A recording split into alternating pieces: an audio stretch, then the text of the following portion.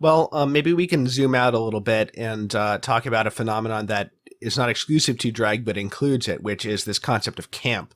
I was grateful for your article because it's something that I've heard referenced many times, but never really read that much about or quite understood what exactly it means. So for the listeners, to what is camp and how is it related to this drag phenomenon? Yeah, this is something that, before I started doing the research for this piece, I didn't know much about either. Certainly, it's been said a lot over a long time that drag is a form of camp. And people in drag say this, right? So this is not something that outsiders are imposing on drag. People in drag say it themselves. 1964, Susan Sontag, the very famous cultural critic and writer, wrote a really quite a famous piece. It was her first major publication on drag. It was called Notes on Drag, or sorry, Notes on Camp, excuse me. And she goes at quite length to sort of give a description, a kind of a thick cultural description of what camp is. And for her, camp is at its root something that is excessive, it's over the top, intentionally so. It is frivolous, but she uses interesting kinds of phrases like it's frivolous about the serious, for example. So there's always a humoristic element to camp. And so if one thinks of certain kinds of camp performances back in kind of Hollywood's golden era. There's the famous movie, right, Some Like It Hot, where there's kind of a camp performance that is men appearing in drag. And it's meant to be comic and comical, right? It's meant to draw laughter. But another thing that Sontag talks about is the unnatural dimension of drag, and that drag is meant to be unnatural. And she has this really provocative phrase that really struck me and led me to think quite a lot about the cultural significance of camp, where Sontag says that nothing in nature can be camp. So for example, I think a good distinction is differentiating between glamour and beauty. Right?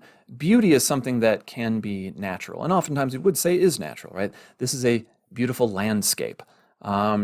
Or maybe some kind of piece of architecture might be beautiful in that it evokes some kind of feeling about how it fits into nature and its context. Or we might say a person. Certainly, probably men say it more often about women, that this woman is beautiful because there is some kind of natural appeal that she has. Glamour is something very different. Glamour is all about artifice. It's all about Right. human creation. So if someone is glamorous, they are wearing outlandish costumes. They're wearing glitter. They're wearing sequins. They're wearing lots and lots of makeup. They might wear a wig. They might wear false eyelashes and false nails. That's the difference. And I think that's a really good Right. example. Camp is glamour, and beauty is natural. And things that are natural and things that are camp are at real odds with one another. Now, my understanding from reading your sort of summary of Sontag is that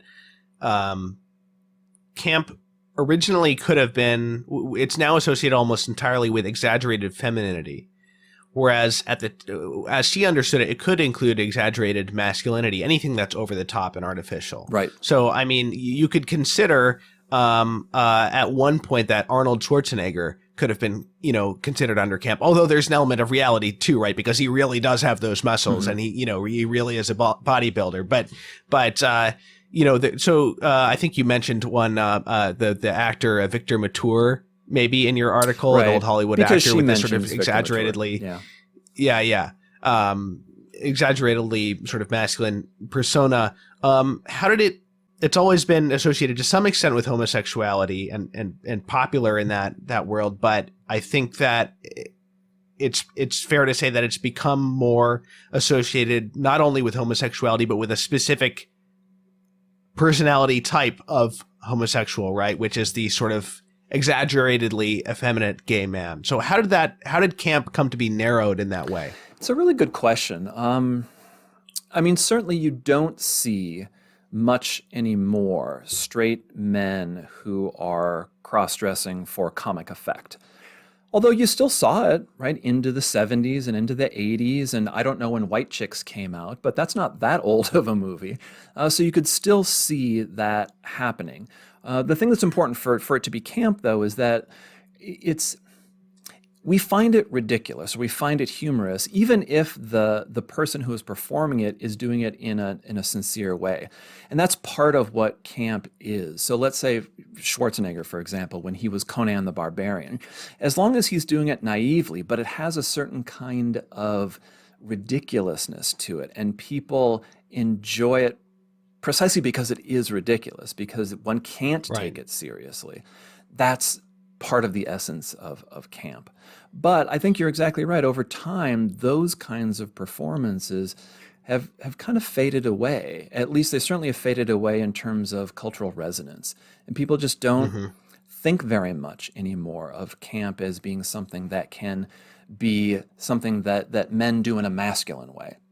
Although Right. we still see kind of women doing it in a feminine way, women doing it in a Right. feminine way in terms of being excessive in their glamour, for example. So camp isn't always deconstructive, even though it is always ridiculous in some way, or frivolous is in some way. It could be in certain instances read as a over the top, even if slightly tongue in cheek, still a celebration of femininity. In other words, Yes. if some woman in a movie, is exaggeratedly feminine, or if, some action hero is exaggeratedly masculine, we see it as somewhat humorous because it's exaggerated, and yet it's still at root a celebration. Yeah, I think that's right. I think it is the presentation and the performance of exaggerated characteristics for comic effect, but still a sense that these are good characteristics. We like them. We can laugh at them, Right. but we're laughing at them in perhaps we might say a charitable manner rather than an Right. uncharitable manner.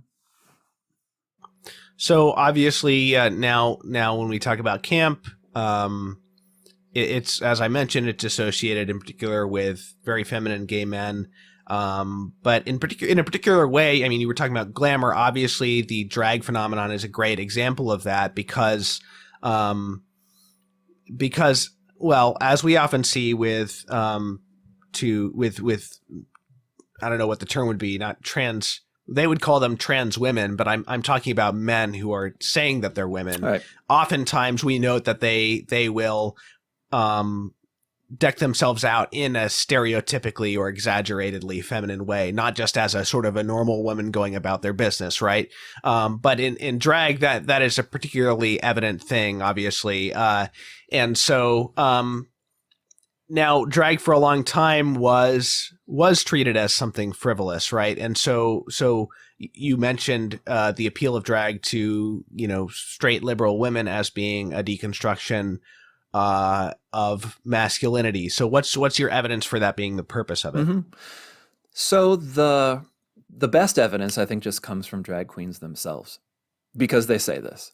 They say it directly. This is the purpose of drag, is to mock masculinity. And so one can see that in RuPaul Charles himself. He did this interview with the Guardian newspaper, the British liberal newspaper, some years ago, and he was very open about this. This is the point of drag, and this is why we do it. Now you can see, therefore, that drag is going to be of interest to effeminate gay men, right? There's lots of gay men who are not effeminate. They Right, don't do right, drag. They're not interested in drag because they're not interested in mocking and deconstructing masculinity. They want to celebrate certain kinds of masculinity, but effeminate gay men want to deconstruct and to mock it. And so RuPaul Charles himself says that. And I think that combined with what you actually see in drag shows. For example, I did a good amount of research in writing this piece by watching a good number of episodes of RuPaul Charles's Drag Race, right? RuPaul's Drag Race, and the different mm, kinds of iterations of the shows that exist. And so I think you do see there this celebration of femininity, we might say, although that's at dispute, and I think we should talk about that. But at least they think of themselves, right, the performers, the drag queens, as celebrating certain feminine traits. And therefore, by doing so as men, because they're all biological men, therefore mocking their own sex, shall we say. And it's not just simply on the stage, too, because these shows have all kinds of backstage elements. And when the performers, when the contestants, I guess we should call them that, because these are kind of reality game shows, if you will, they are not in drag, but they continue to refer to one another as women and girls, and they use more kinds of slurs for one another. You said this was not safe for children, so I'll feel free to say a couple of these things, right? Call each other bitches and hoes. These are men. These are biological men who think of themselves, for the most part, although that's changed in recent years, as men, calling each other these kinds of things out of drag. So I think it is that rejection of masculinity, and maybe even, right, a rejection of maleness. These are not the same thing. Rejection of maleness, which is at the heart of traditional drag.